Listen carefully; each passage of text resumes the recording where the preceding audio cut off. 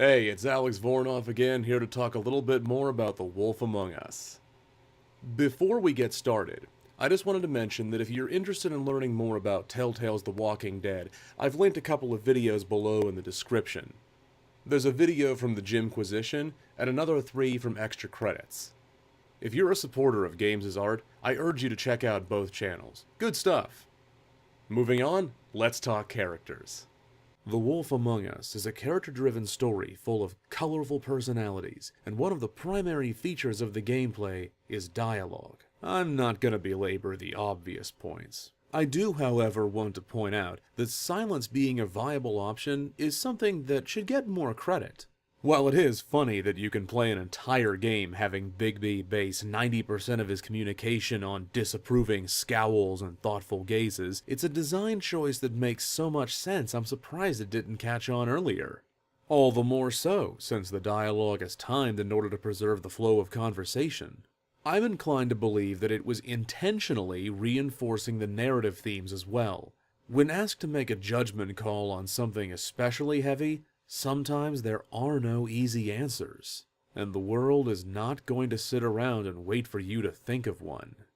Telltale have built their reputation on this. The Wolf Among Us, The Walking Dead, Game of Thrones, all of them place you in situations where you're not entirely certain what choice will lead to what consequences, and with few exceptions you only have so much time to think about them before the world around you keeps going. Bigby emphasizes from the start that he has a difficult job, one he was chosen for because he was considered the only Fable badass enough to handle it. But law enforcement is about more than just swinging your authority upside someone's skull, sometimes literally. And unfortunately for Bigby, he is the only cop on the beat. Then of course there are the prompts. Toad will remember this. Snow appreciates that.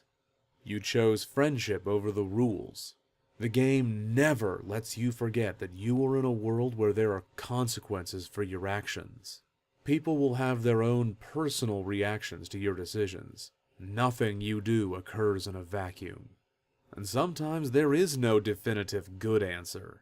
To be clear, in any of Telltale's adventure games, your control over the progression of the narrative is very limited. But if you paid attention during the controversy of the Mass Effect 3 ending, most players value the feeling of agency itself.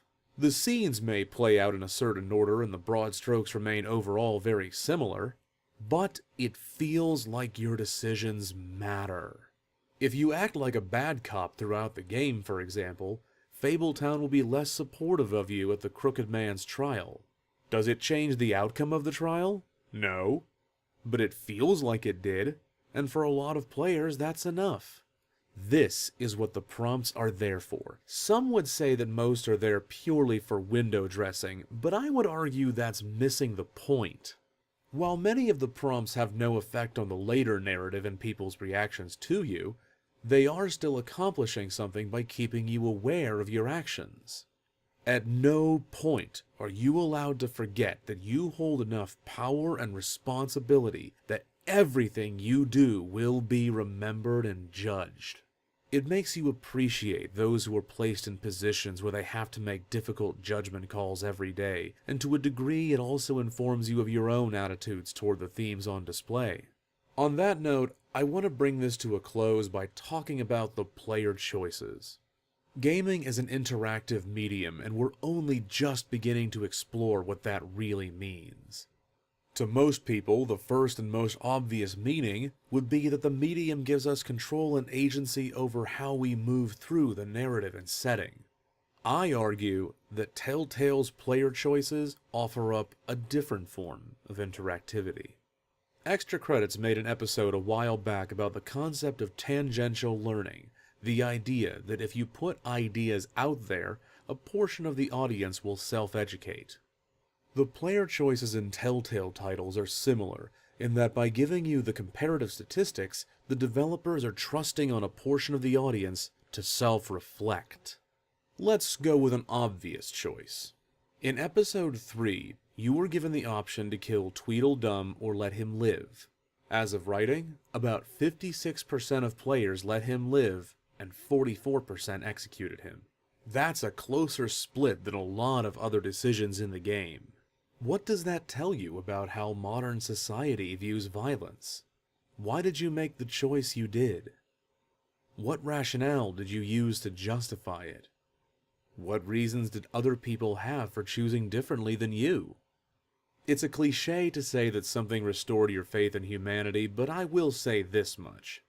As of writing, 85% of players gave Faith the money in Episode 1, 90% gave the Crooked Man a trial, 96% offered Flycatcher his old job back, and 99% accepted TJ's goodbye gift to Snow White.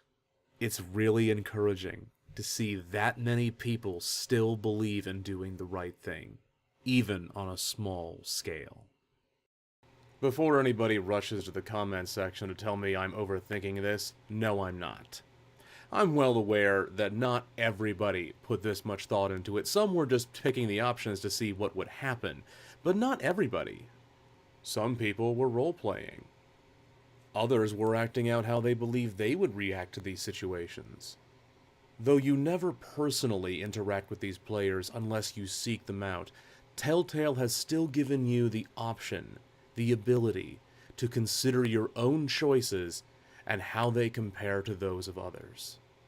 As I said before, none of Big B's actions exist in a vacuum. And by showing us the comparative statistics on player choices, Telltale are tacitly reminding us that none of our decisions do either. You don't have to engage in this level of introspection if you don't want to. But the invitation is there. The rest is up to you. I'll see you next time.